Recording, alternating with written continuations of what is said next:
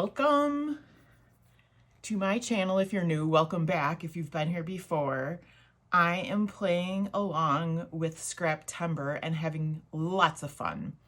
It is a series by Laura Alberts, the Scrappy Sisters, and Christy from Christy's Beautiful Life.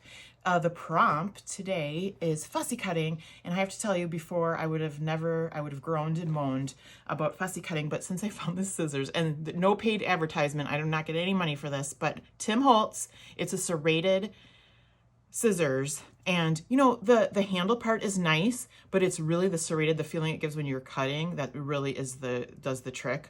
So love, love, love this. I got it at Hobby Lobby when it was 40% off, because they do sales on Tim Holtz items. There you go. Enough about that. So I knew right away what I wanted to do when I heard fussy cutting. I have this paper pad, and if you can see this part up here are these mandalas, and that's what I knew I wanted to cut at some point, and I should have had, took a video before I cut them out, but they're beautiful. So look at that. And so what I did is I grabbed a sketch from Scrapbook Generations. It's a paid sketch, so I can't show you, but it just is going to work wonderfully for this page. And the colors go with my pictures as well. The pictures I chose are from Mother's Day from this past May. The girls and my husband went with me to pottery painting. I like being crafty, so they did something that I wanted to do, and we went pottery painting. So we have these pictures. I'm gonna lay them like that.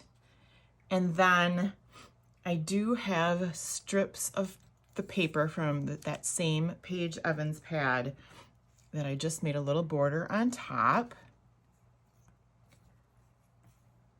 And then in the sketch, it has like 3x4 cards, and I have plenty of those Project Life cards. And I went through, this one obviously is too pink, but I debated using something like that. It's got Oh Happy Day. I've got this thing that's cut out. It would fit cute over something like this. Love This Life. I think that's great for Mother's Day. We could have done a lot of different things with these. But what I didn't like about it was the rounded corners. And you know what? I totally could have gotten over that. Actually, I could have matted them with a square, even like a white piece of paper or a blue piece of paper. It would have looked great. But instead, I looked back into my pictures, and I found that I had 2 more pictures that I wanted to use. So here's a group shot, and here is a picture of what we painted before I got fired. So a completed thing there after we were done painting. So we've got that. And then when I cut out all these little pieces, obviously not all of them were going to be full pieces. So what I did was I grabbed the partial pieces first, because look how great that works. And I have little ones that came from within the paper, right? So those get kind of sprinkled throughout like so. So you can see this kind of coming together. Then on the top, there's going to be, and this needs to all move down a little bit. You can see I don't know how I usually do titles. I'm not the best at titles, but maybe I just go with the flow. I kind of Googled a title and found something about like Picasso, and I thought Pottery Picassos was kind of cool. So there's that. And then one of these is going over there. And I have, this is going on this side to line up over here. And really the title could go on this strip, but I found that it was too busy and you couldn't see it. And then this is going to get tucked in, probably cut in half. And I think it's going to go over somewhere like this. But you know what? I think it's probably, if I remember this sketch, gonna get tucked in there like that somehow.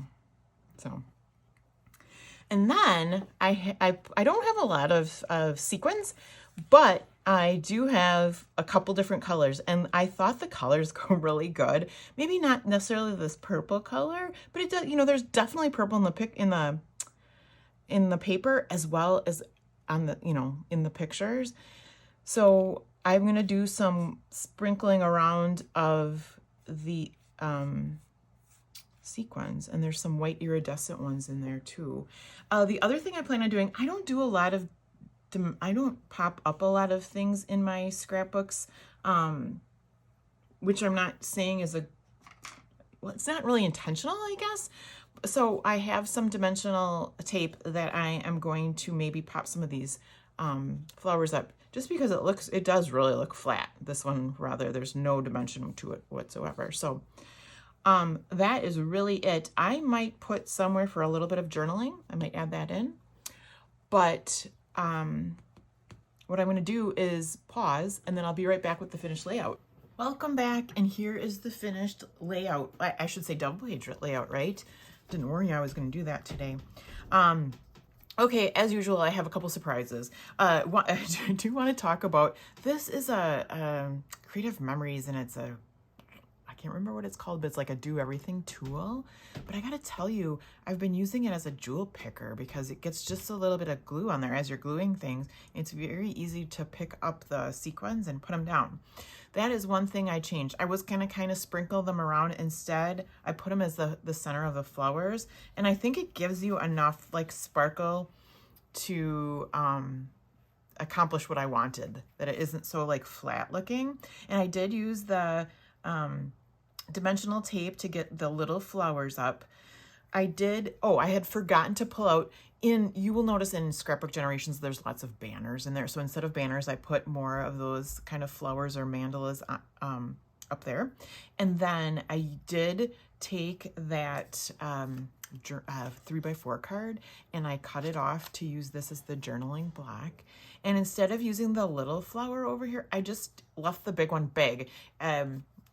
I've been thinking about cutting it in half to tuck behind for a long time, and it kind of just hurt since I had this beautiful one that's whole. So I just used the whole thing. And then I just didn't use that little one because it took up enough space. And I think between this flower being here and the journaling spot, it makes sense then why the title is sitting up on top, instead of just because you can't see it on pattern paper. So